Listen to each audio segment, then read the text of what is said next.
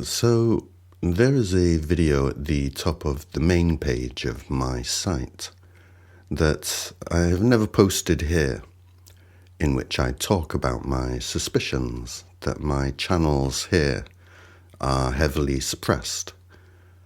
And there is another video that is posted here, in which I talk about it. It used to be that I could easily have conversations with those who view my work here. But ever since I started making videos about foundational truth, this ability for me to converse with my viewers has diminished.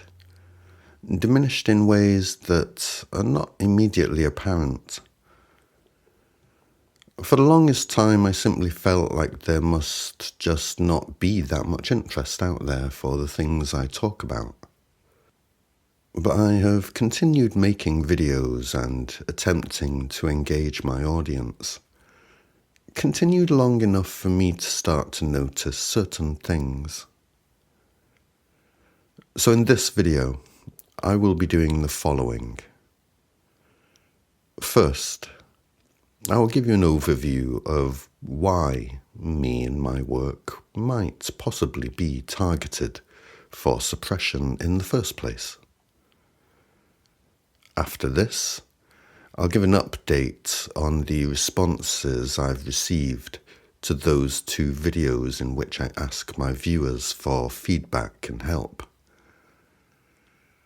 After this, I'll present some new examples of evidence that support my concerns. If you are at all interested in knowing and feeling that you are a free person in this world who may express your thoughts freely, that all of us may do this, and that you may decide for yourself what you would like to watch and who you would like to listen to, I hope you'll watch to the end. Okay, so Part 1. Why would me and my work even be suppressed in the first place? Back in 2019, I watched a video online that shocked me and sparked something of a philosophical revelation in me. In the video, I discovered that modern mathematics does not have an identified foundation, and that our mathematicians have not agreed amongst themselves yet on what the word number even means. It turns out that the general consensus of opinion between our mathematicians is that numbers are subjective, subject to the objective truth of what physical objects are. And this is entirely backwards. After a little thinking on this, I identified very simply and clearly that a number is an objective statement of a quantity of whatever subjective physical quality is being counted or measured. This may sound quite technical, but it's really very simple. When we count physical objects or measure physical quantities of physical phenomena, the quantity of the quality in question is objectively true, meaning it remains the same for all of us, regardless of who, what, or where we are. If I have 3 objects in my pocket, I have 3 objects in my pocket, regardless of who, what, or where you may be. What those objects can actually be said to be is subjective, relative to us all. So, for example, I may say I have 3 objects in my pocket that are hot. But depending on your temperature relative to me and the objects in my pocket, You may say, I have 3 cold objects in my pocket. Or a cold object, a hot object, and one that is neither hot or cold. Or whatever, depending on the relative differences at play in this situation. So, numbers represent the objective quantity, while the quality of that which is being counted or measured is subjective, relative. This is simple enough for any of us to understand. And yet, our modern mathematicians and theoretical physicists hold that physical qualities are objective phenomena, and any measured quantities of these objective phenomena are subject to the objectivity of these phenomena. So they have it precisely backwards, precisely wrong. And this is a foundational error that informs all of the mathematics that follow on from this error, and all of the understandings of theoretical physicists that use this model of mathematics to inform their understandings of reality, which is literally all of them.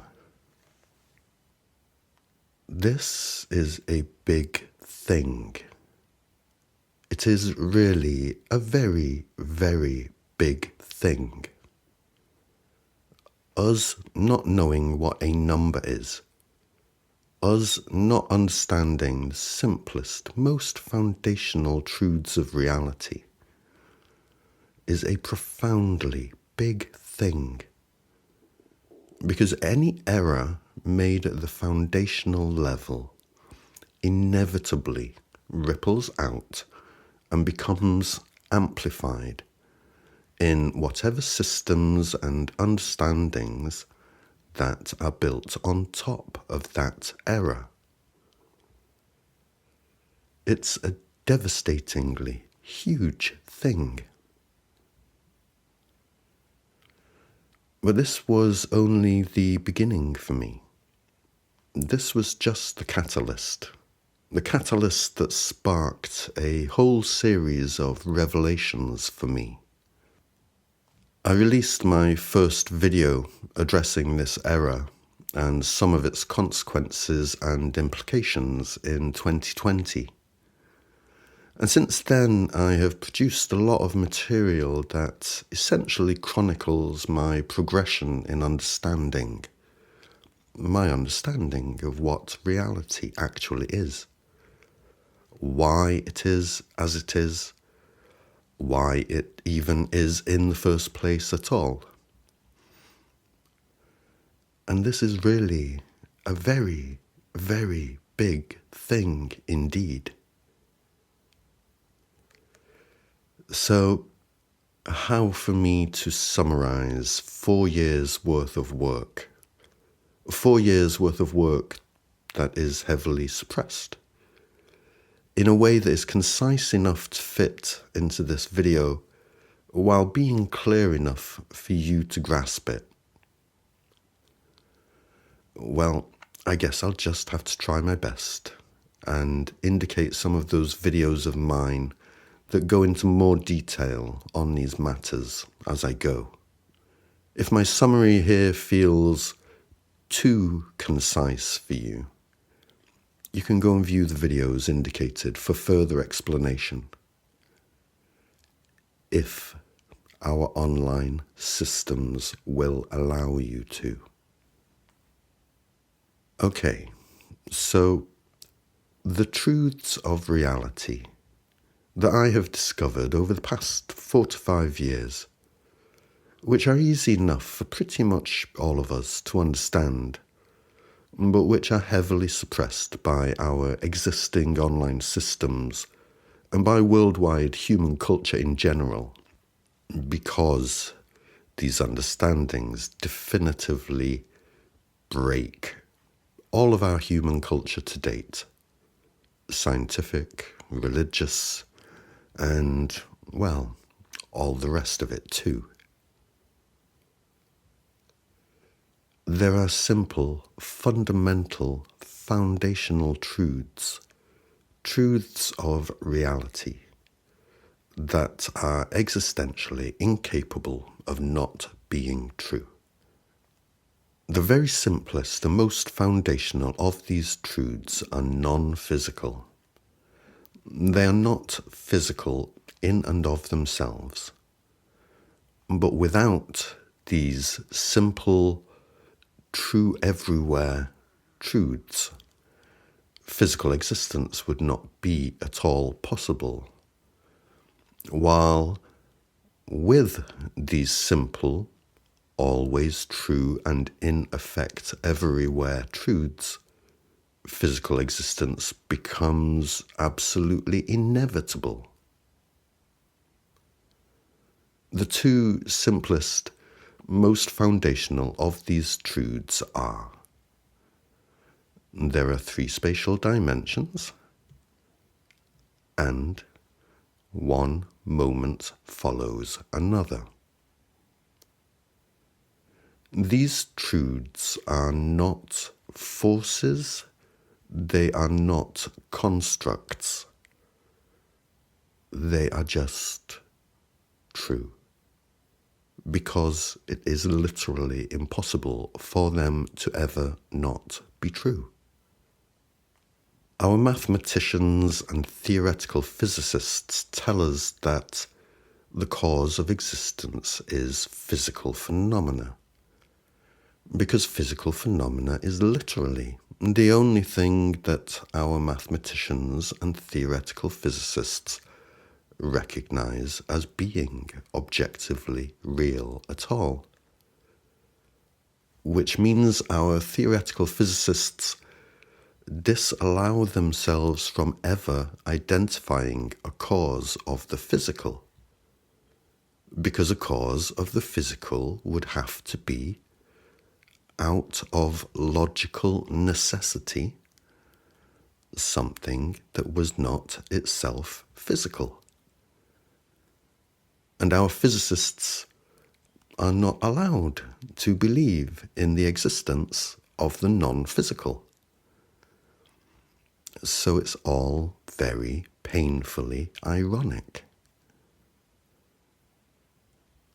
The core, the heart of my understanding that is so heavily suppressed, is that there are truths that are existentially incapable of not being true and in effect in all places, at all times, at all scales, at all speeds, etc. There are truths that cannot not be true under any circumstances. This understanding of mine, this statement of mine, breaks all of human culture definitively, and very much for the better for us all. And yet, our culture denies it, even as our culture would not be possible without it being true. And this applies to both scientific and religious culture. Religion holds the position that God is cause of truth, yet without underlying truths that make this true, it cannot be true. Science holds that physical phenomena is objectively real, and the truths of maths that describe it are only abstractions that are emergent from the presence and activity of physical phenomena.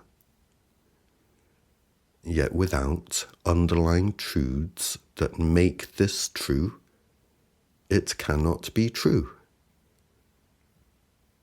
So both science and religion deny that which can only make them wrong, which is that there are underlying truths to all reality.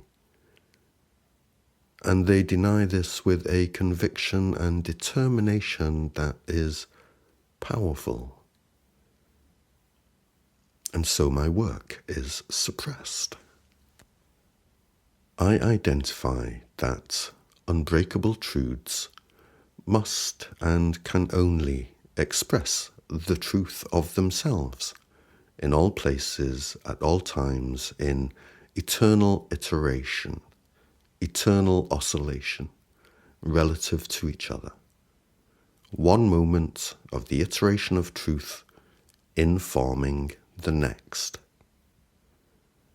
I identify that unbreakable truths in iteration relative to all other unbreakable truths in iteration is mechanistically synonymous with those truths being conscious, conscious of themselves and each other. I identify that it is these same simple truths in iteration at all scales in all ways, and that the same truths iterating at different scales relative to each other have contrasting qualities relative to each other, and their own scale appropriate forms relative to each other. I identify that we, each and every one of us, is living truth in eternal iteration, eternal oscillation, because that is all there is and all there ever possibly can be.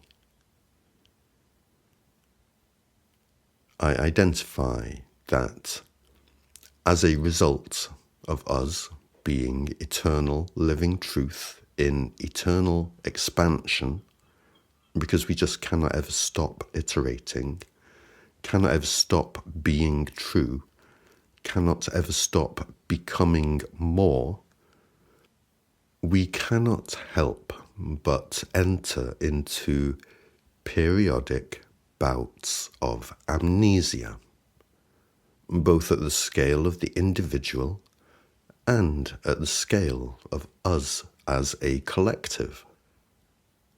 I identify that as individuals, we cannot help but come into physical form and go out of physical form as an eternal oscillation of the truth that we are.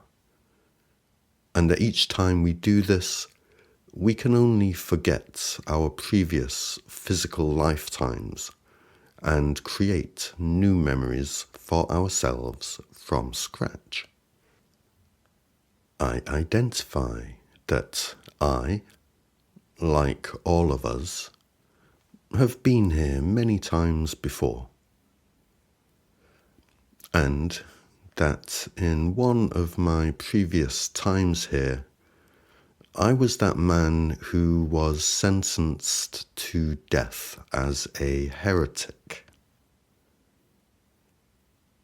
I identify that because of the impact I had on the rest of us during that lifetime, I came to be incorporated into the very book I had been sentenced to death for disputing as being true or helpful while I was here.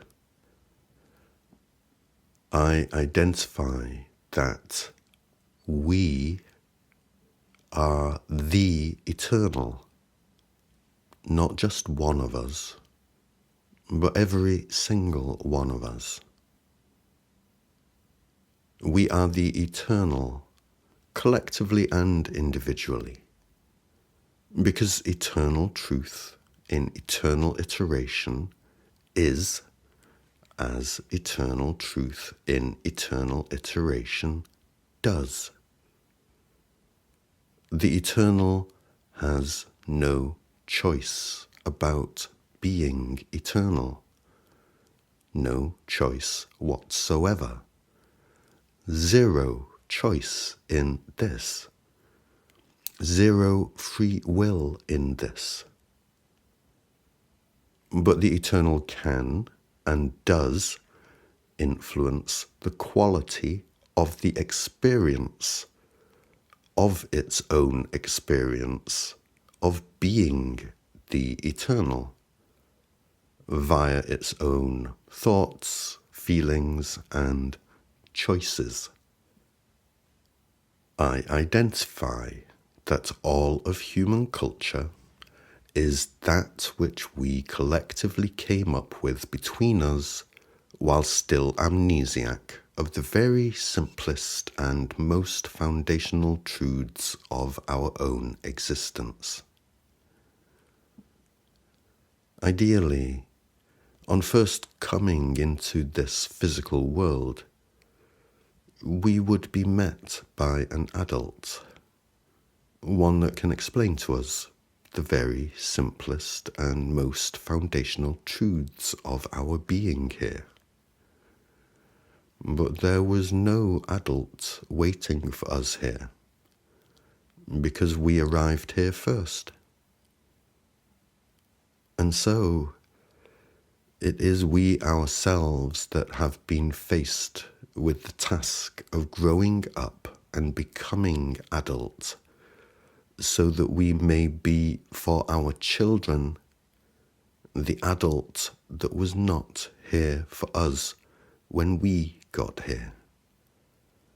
The thing that will turn this world into heaven on earth for us is our children arriving here to be met and greeted and cared for by adults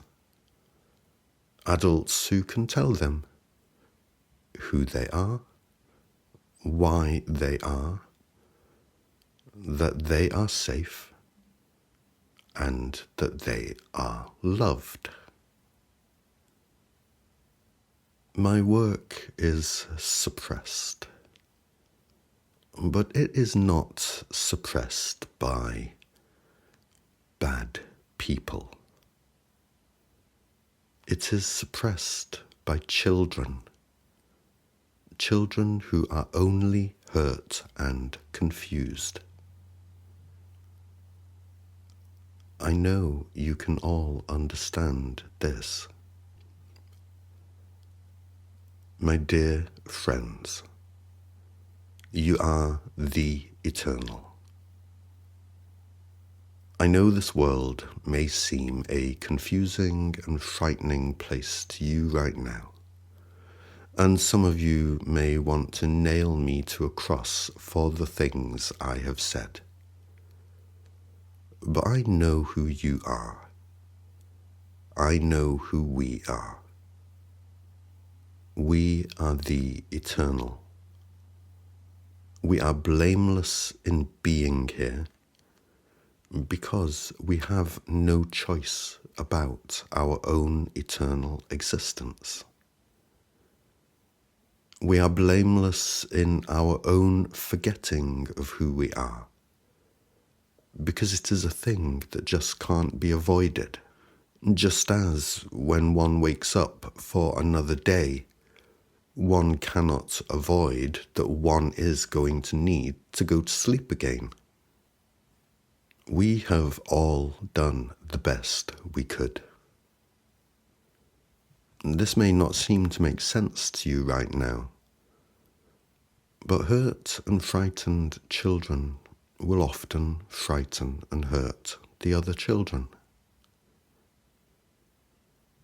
As living truth in eternal iteration, we cannot help but be both indestructible and eternally sensitive.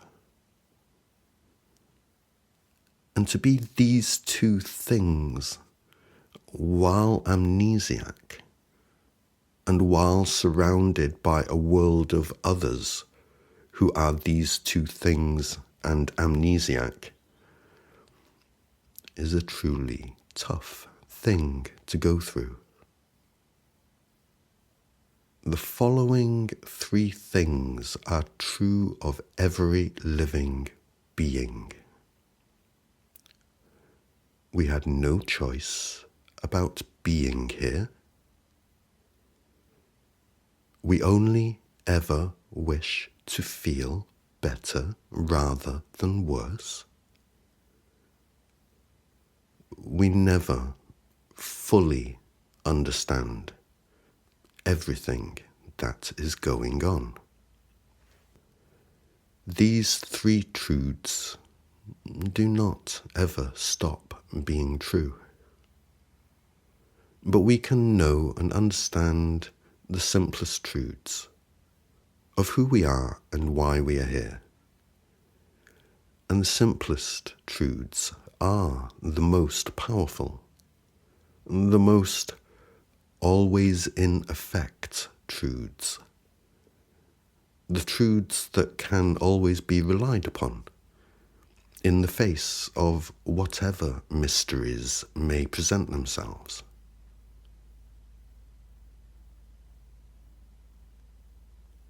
It's okay.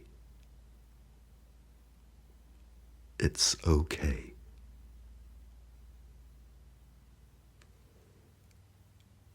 Okay. So now you have an understanding of why my work might possibly be suppressed. You might possibly want to take a break right now to absorb all of that before listening to me continue with some practical matters regarding the suppression of my work. You could go stretch your legs, get some fresh air or something. Might not be a bad idea.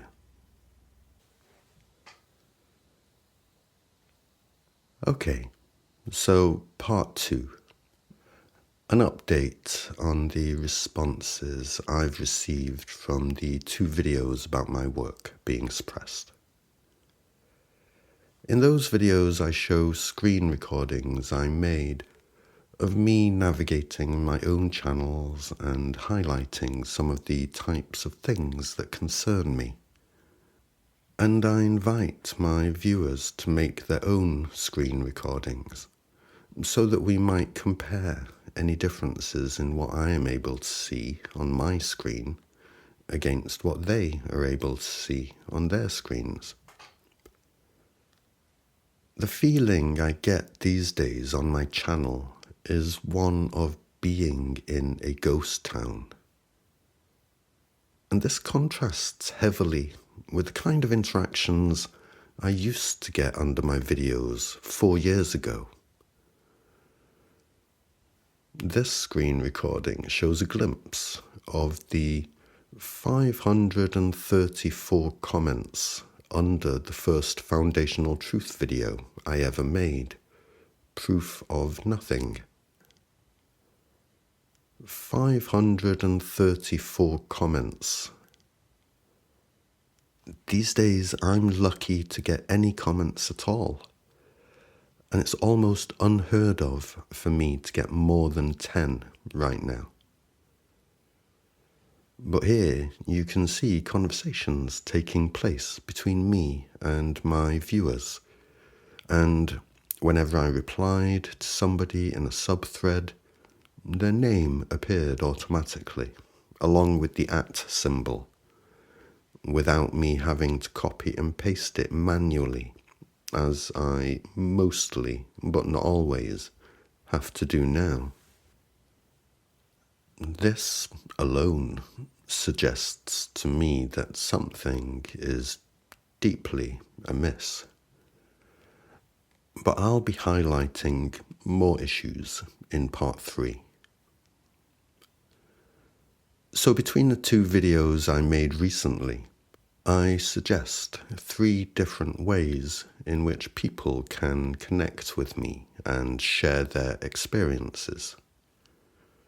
By email, by post, and by uploading their own screen recordings under the titles Funny Cat Video Yanto or Funny Pets Yanto, so that I can search for videos with those precise titles, find them, view them, and compare what my viewers are able to see against what I can see from my own screen. So now I must report the response I've received from these requests of mine. Only one single person has successfully contacted me in response to my requests. And this person is somebody I do actually know personally. I have received no emails from anybody else. Nothing through the post from anybody else.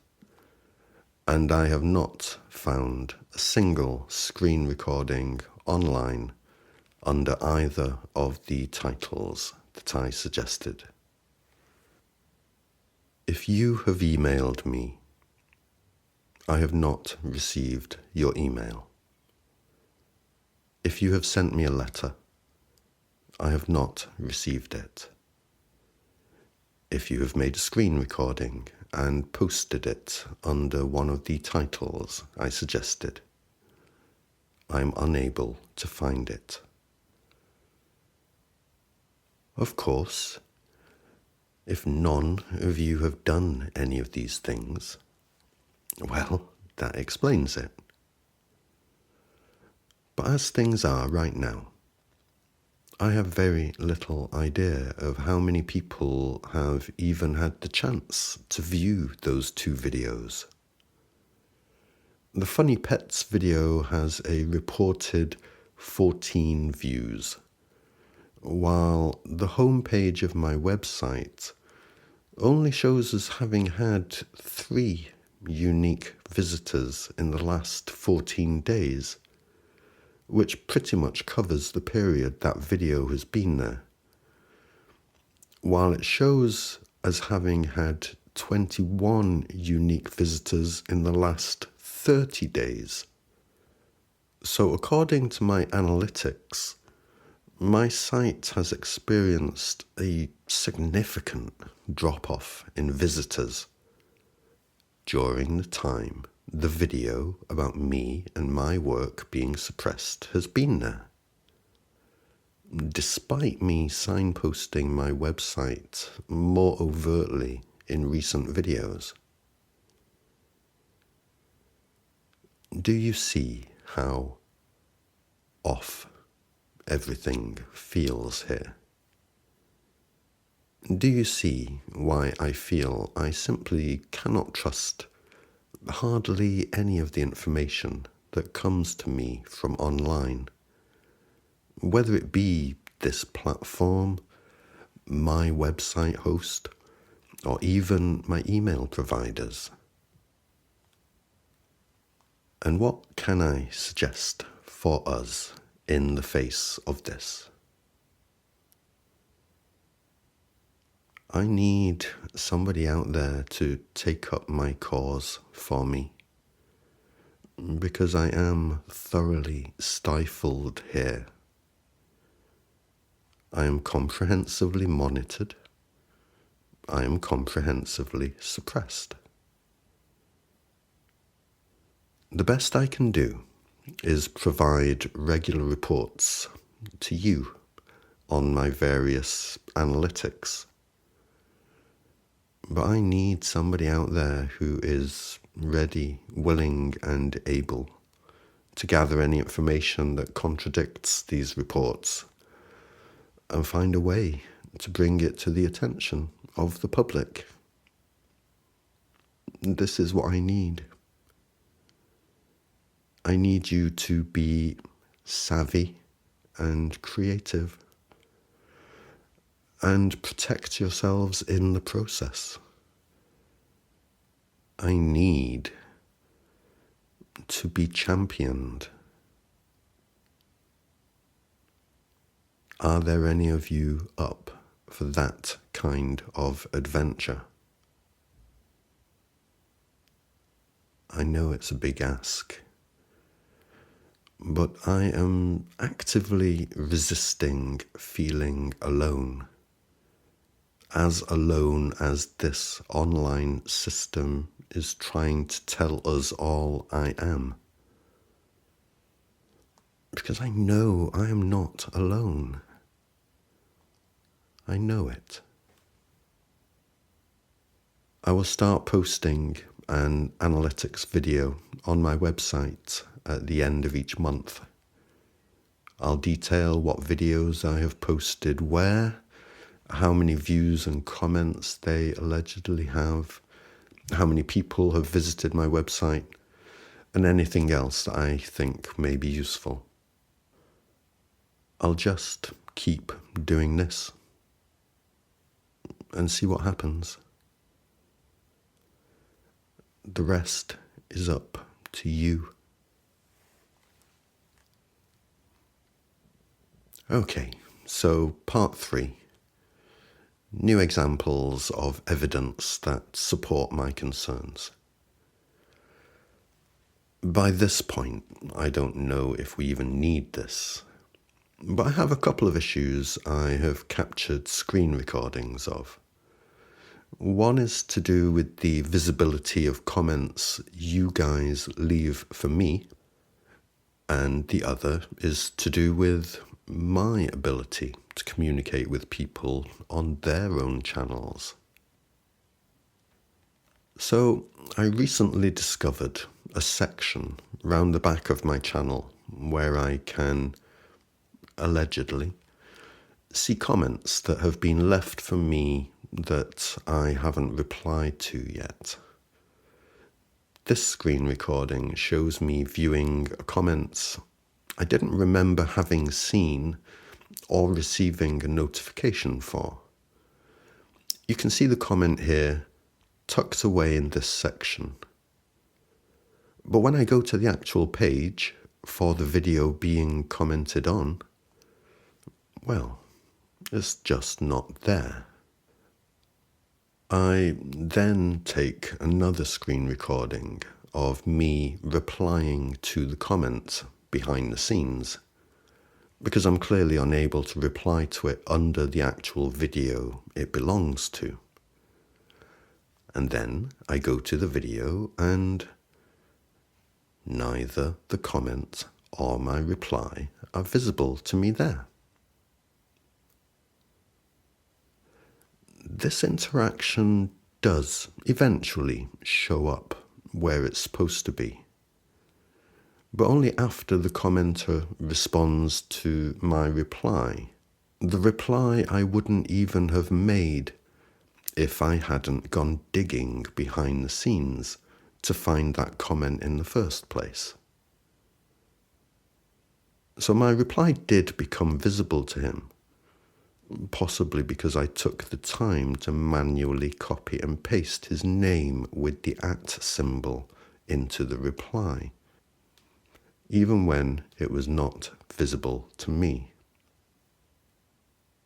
So this communication blindness I often, but not always, appear to be subject to can run in both directions. Sometimes I can see what my viewers cannot, and sometimes my viewers can see what I cannot. And in this final screen recording, we can see something interesting happen when I try to leave a comment under somebody else's video. Now, I had tried to leave a message under this video already, and it was just not showing up. So I decided to change my comments something very short and simple to see if that made a difference. This time, the comment does appear for me to see immediately after I post it. But I just want to make sure it sticks. So I go up to the Reload Page button and click it. And nope. Now it's gone. if I hadn't reloaded the page, if I had just moved on to something different, which is the natural thing to do, I would have completely been under the impression that my comment had been left. And it wasn't. The platform let me think my comment had been left. The things I have been through in the last few years, and am still going through now. You'd be so proud of me if you knew. You'd be shocked in so many ways. And all because I want to share truths that are the very truths that will literally help the people who do shocking things to me.